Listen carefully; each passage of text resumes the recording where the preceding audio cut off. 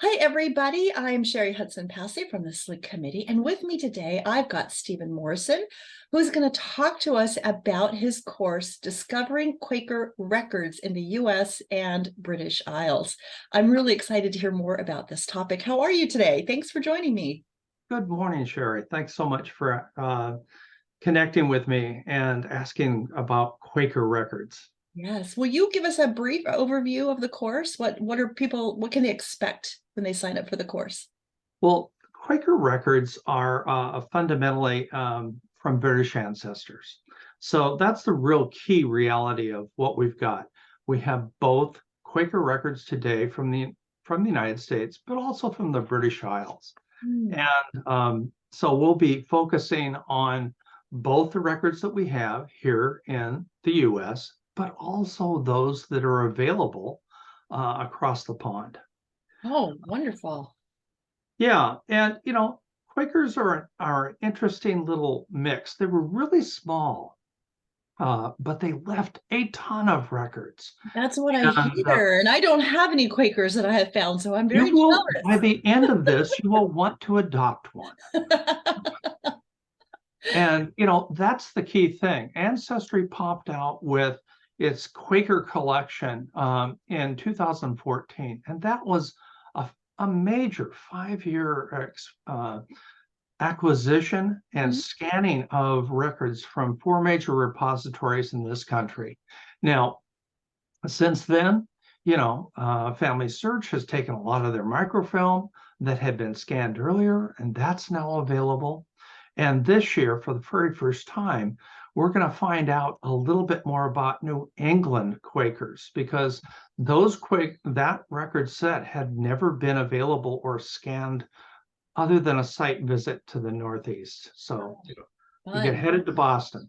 You don't have to do that anymore. So we've got that, and the course is evolved. I've given this.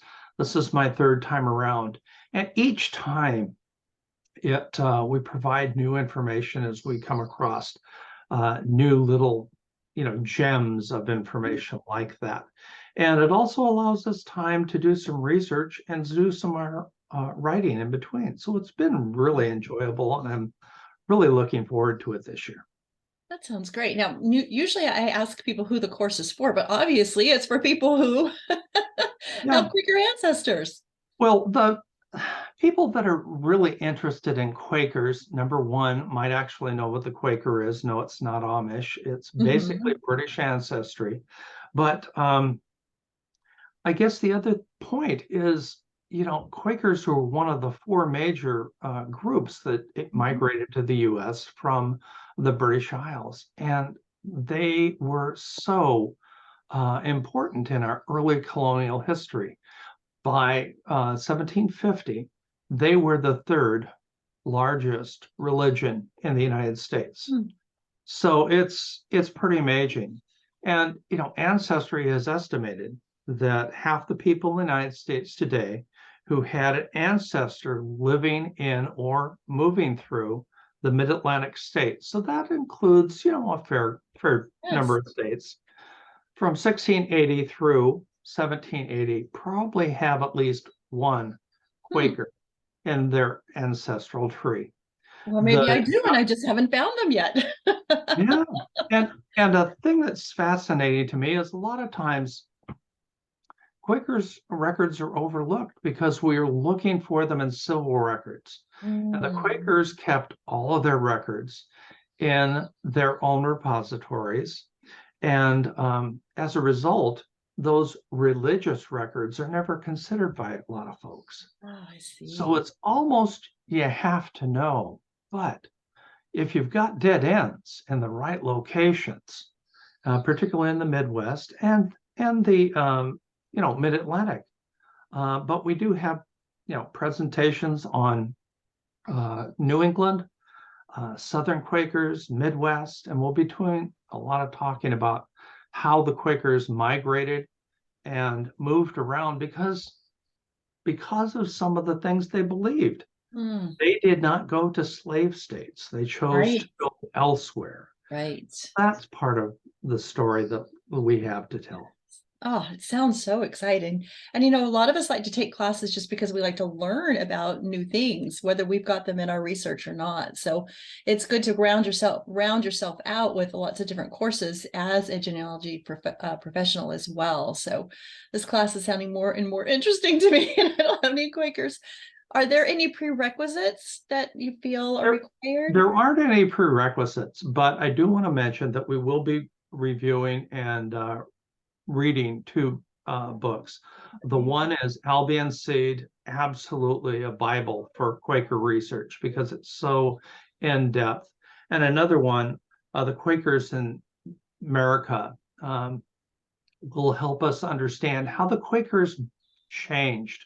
Okay. And as a result, a lot of religions change over time. The Quaker faith splintered. And as a result, we kind of have to understand how that happened so that we can follow the records. Right. And, over time, the handwriting's easier, the records get easier.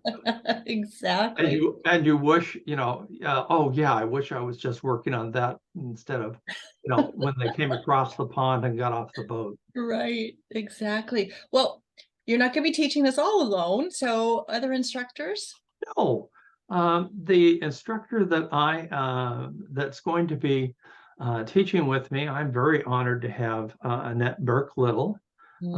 Annette and I have done this course together before. However, this year it's different. We're going to be emphasizing records across the pond. So if in fact you do know about where your ancestors came from in the British Isles, Annette's Quaker ancestry is Welsh and English, and I'm looking forward to a new presentation on that. Mine were from Ireland. They were Gaelic, but they were English settlers in Ireland. And so it's this, influx of early British settlers that makes colonial America really dynamic and interesting. I mean, a lot of people have said the Quakers helped develop the country, and in many ways you can see that. Yeah, this sounds like such an interesting class, and Annette's a wonderful teacher as well. So she's a wonderful instructor to have as part of your course. Is there anything else that you would like to tell people? Is there anything we missed to encourage them to sign up and well, I think the key thing that we have this year is we have the Master Quaker bibliography. It's something that I've been collecting and that's been contributing to along with others. And it's roughly 40 pages long, includes division of Quaker works by either authored or records. And so a lot of times in the, particularly in the Midwest, we don't have access to the original records. We're having to rely upon derivatives. And so you got to know what you're looking for. So we're trying to help folks out. The other thing that's really important is that we talked about the New England records that are going to be available this year. Migration is a key aspect of what we're doing. And I'm looking forward to this class because I used to teach.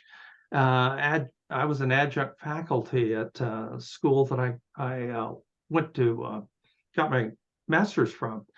And allowing opportunities to expand and to learn over 10 weeks is really neat because you can, stumble on something in week one and love, by the end of the session, now you are the expert on that. Exactly. And so that's the whole intent, is that we want to make sure that everybody feels comfortable.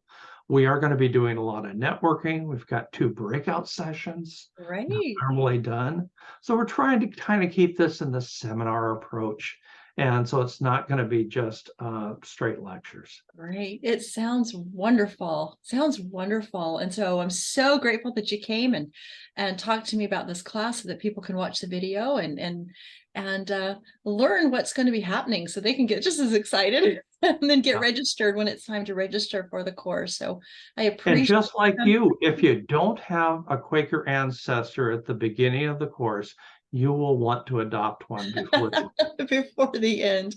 Oh, that's wonderful. Thank you so much. And for more information about registering for this class or other SLIG courses, just go to the SLIG website and look and see what's available and when registration is going to be. And so thank you so much for being here with me, and we will see you next time as we discuss more learning opportunities from SLIG. Bye, everybody.